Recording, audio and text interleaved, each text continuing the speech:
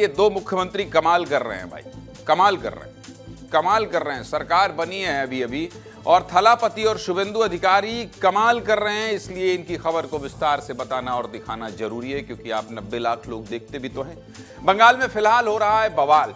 शुभेंदु अधिकारी एकदम फॉर्म में हैं। ममता बनर्जी की बनाई मूर्ति तोड़ी जा रही है, अवैध दफ्तर तोड़े जा रहे हैं, अतिक्रमण हटाया जा रहा है, सड़कों पर नमाज पढ़ने पर रोक लगाई जा रही है और मुख्यमंत्री सीना ठोक कर कह रहे हैं अभी इसी रूम में बैठकर तमाशा नहीं देखेंगे, एक्शन लेंगे। वहीं दूसरी तरफ तमिलनाडु में इस बात को लेकर बवाल है कि सुपरस्टार रजनीकांत मुख्यमंत्री विजय थालापति से जलते हैं। क्या ऐसा है? पूरी खबर आपको बता देता हूं, विस्तार से सब कुछ दिखा देता हूं। दो तस्वीर दिखाऊंगा, उससे शुरुआत करूंगा खबर की। पहली तस्वीर कोलकाता की है। कोलकाता के सॉल्ट लेक फुटबॉल स्टेडियम के बाहर एक मूर्ति बनी हुई है। इस मूर्ति में ऊपर का हिस्सा नहीं है, सिर्फ नीचे के पैर मौजूद हैं और बीजेपी का मानना है कि देखने में यह मूर्ति बहुत भद्दी लगती है, इसलिए इसे तोड़ा जा रहा है। वहीं पश्चिम बंगाल में अब इमाम और मौलवियों को मिलने वाले सहायता भत्ते पर भी रोक लगा दी गई है।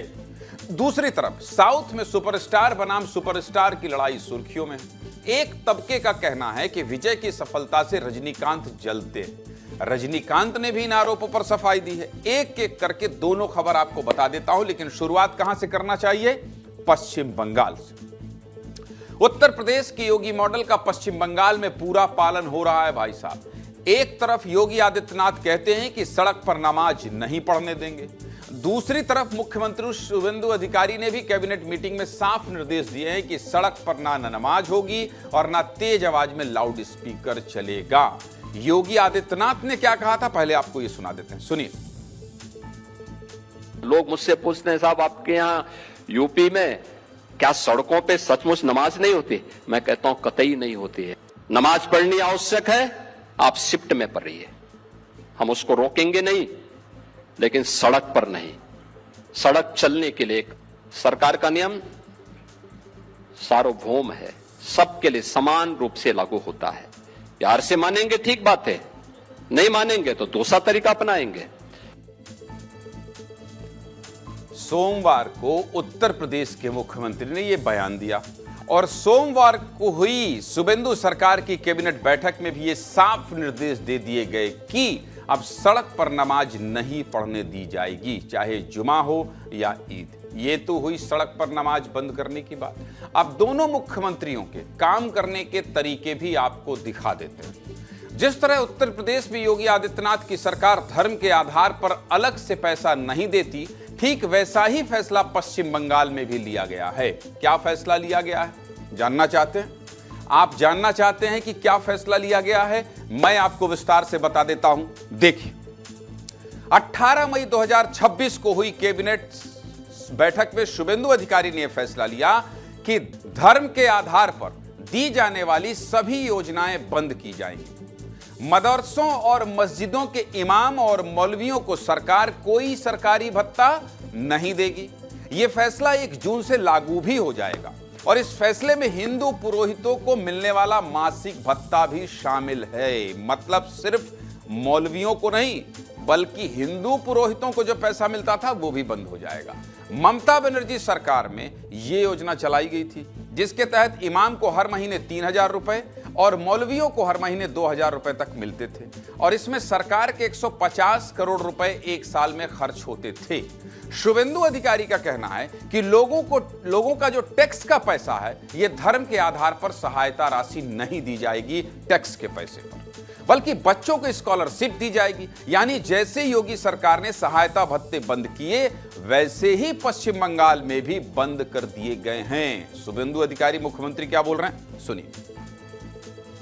हर समुदाय का लोग लाउड स्पीकर अपने जो आस्था का केंद्र है उनकी प्रीमिसेस के अंदर रखिए ना भाई। सुबह 4 बजे से क्यों ये सब कर रहा है? सरकार का काम इमाम मुअज्जिम पुरोहित का भाता डिस्ट्रीब्यूशन है ना, एडुकेशन का अच्छा करना है। आज कैबिनेट ने सब रिलीजियस भाता बंद कर दिया। चलिए, ये तो हुआ एक फैसला। अब एक और तस्वीर आपको दिखा देता हूं, देखिए। एक तरफ उत्तर प्रदेश की राजधानी लखनऊ में अतिक्रमण हटाया जा रहा है, अवैध कब्जों को बुलडोजर से तोड़ा जा रहा है, तो बिल्कुल वैसा ही पश्चिम बंगाल की राजधानी कोलकाता में हो रहा है। कोलकाता में भी जगह जगह बुलडोजर एक्शन चल रहा है। सरकार बनने के बाद लगातार ये कार्रवाई की जा रही है, लगातार ये कार्रवाई जारी है।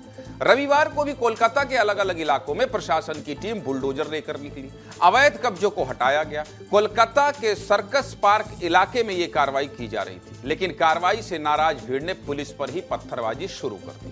दरअसल पिछले हफ्ते कोलकाता के इसी इलाके में एक फैक्ट्री में आग लग गई थी और 2 मजदूरों की जान चली गई थी, जिसके बाद प्रशासन ने अवैध कब्जों को हटाने का निर्णय लिया। लेकिन भीड़ है कि पत्थरबाजी करने लगी। इस पथराव में 6 पुलिसकर्मी और 2 सीआरपीएफ के जवान घायल हो गए, जिसके बाद पुलिस ने 40 लोगों को गिरफ्तार कर लिया। आपको याद होगा, इससे पहले शनिवार को आसनसोल में भी हिंसा हुई थी, जहां तेज आवाज में लाउड स्पीकर बजाया जा रहा था। पुलिस ने जब लाउड स्पीकर बंद करने के लिए कहा तो स्थानीय लोगों ने पुलिस चौकी पर ही क्या कर दिया, हमला कर दिया। पश्चिम बंगाल पुलिस पर 2 दिन में 2 हमले हुए, पहले आसनसोल में, उसके बाद कोलकाता में। और इन उपद्रवियों को जवाब देने के लिए कौन सामने आया? खुद मुख्यमंत्री शुभेंदु अधिकारी मीडिया के सामने आए और शुभेंदु अधिकारी ने साफ साफ चेतावनी देते हुए कहा कि पुलिस पर हमला होगा और गृह मंत्री एसी रूम में बैठकर तमाशा देखेगा। ऐसा अब नहीं होगा, कठोर सजा मिलेगी। सुनिए शुभेंदु अधिकारी ने क्या कहा। पुलिस लोग इंजर्ड होगा और पुलिस मंत्री एसी रूम में बैठ के देखेगा, ये सब दिन होती। पास्ट इज पास्ट, छोड़ दीजिए। अभी गुंडागर्दी बंगाल में खत्म, 0 टॉलरेंस। मैं ऑन स्पॉट आकर उनको साथ मुलाकात किया, नहीं बुला के बात किया। ये मैसेज जो उपद्रवी है उनको भी ये मैसेज चला जाना चाहिए कि ये सरकार अपने कार्रवाई करेगा। ये सरकार देखना है, सोचना है में नहीं है। शुभेंदु अधिकारी डंके की चोट पर कह रहे हैं कि अब एसी कमरे में नहीं बैठूंगा। मुख्यमंत्री होने के साथ साथ राज्य का गृह मंत्री भी हूं। पुलिस पर हाथ उठाया तो ठीक से हिसाब होगा। यानी मुख्यमंत्री की नीति, उनके फैसले और उनके बयान तीनों ही तेज तर्रार हैं। इसके बाद क्या हुआ? इसके बाद शुभेंदु सरकार ने एक और फैसला लिया। कोलकाता के साल्ट लेक स्टेडियम के बाहर जो फुटबॉल वाली मूर्ति ममता बनर्जी ने बनवाई थी, उस मूर्ति को तोड़ा जाएगा।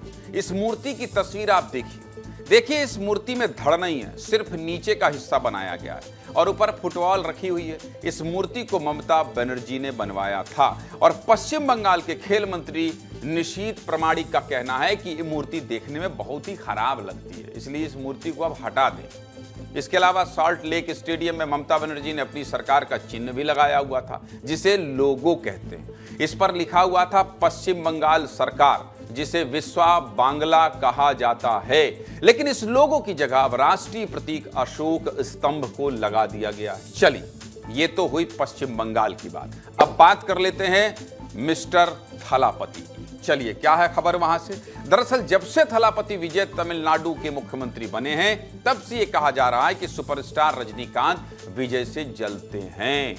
उन्हें विजय की सफलता से जलन हो रही है और ये सब बातें क्यों की जा रही है, आपको बता देता हूं। चलिए, आपको ये भी बता देता हूं कि ये सब बातें क्यों कही जा रही है। देखना है, देखिए। दरअसल 1980 के दशक में रजनीकांत को सुपरस्टार का दर्जा दिया गया था और 2007 आते आते थलापति विजय को भी सुपरस्टार कहा जाने लगा, जिसके बाद दोनों के फैंस क्या हुए, अक्सर सोशल मीडिया पर भिड़ जाते हैं। फरवरी 2024 में जिस दिन विजय ने अपनी पार्टी लॉन्च की, उसी दिन रजनीकांत एम के स्टालिन के कार्यक्रम में शामिल हुए और स्टालिन को राष्ट्रीय राजनीति का उभरता सितारा बता दिया। जब 4 मई को डीएमके तमिलनाडु की सत्ता से बाहर हो गई, यानी गेट आउट हो गई, 6 मई को रजनीकांत स्टालिन से मिलने उनके घर चले गए। दोनों के फैंस के बीच राजनीतिक लड़ाई भी है। 2017 में रजनीकांत ने ऐलान किया था कि वो अपनी पार्टी बनाएंगे और 2021 में तमिलनाडु की सभी विधानसभा सीटों पर क्या करेंगे, चुनाव लड़ेंगे। इसके लिए रजनीकांत ने अपने फैंस क्लब को राजनीतिक पार्टी में तब्दील करने का सोचा था, लेकिन न कभी पार्टी बनी और रजनीकांत न कभी चुनाव लड़ पाए। लेकिन जो काम रजनीकांत नहीं कर पाए, वो काम विजय और उनके फैंस ने कर दिखाया। आप समझे पेच कहां फंसा है? समझ गए सब बात? चलिए, ऐसे ही सवालों का जवाब देने के लिए रजनीकांत ने प्रेस कॉन्फ्रेंस रखी थी। इस प्रेस कॉन्फ्रेंस में जलन के आरोपों पर रजनीकांत ने जवाब भी दिया। सुनिए क्या कह रहे हैं। मुझमें और विजय के बीच 25 साल का जनरेशन गैप। मैंने उसे बचपन से देखा है। आज उसने बहुत कुछ हासिल कर लिया है। दो बड़ी पॉलिटिकल पार्टी के सामने जीतना आसान बिल्कुल नहीं है। 52 साल की उम्र में मुख्यमंत्री बन चुके हैं और वो एक बहुत बड़ी उपलब्धि है। सच कहूं तो मुझे इससे कोई जलन नहीं हो रही, बल्कि मैं सच में बहुत खुश हूं। सीधे मुद्दे की बात यही है, पश्चिम बंगाल और तमिलनाडु ये दो ऐसे राज्य हैं जिनकी चर्चा पूरे देश में है, इसलिए पूरी खबर आपको विस्तार से बता दिया। आपको पसंद आती है इसलिए सब कुछ दिखा दिया।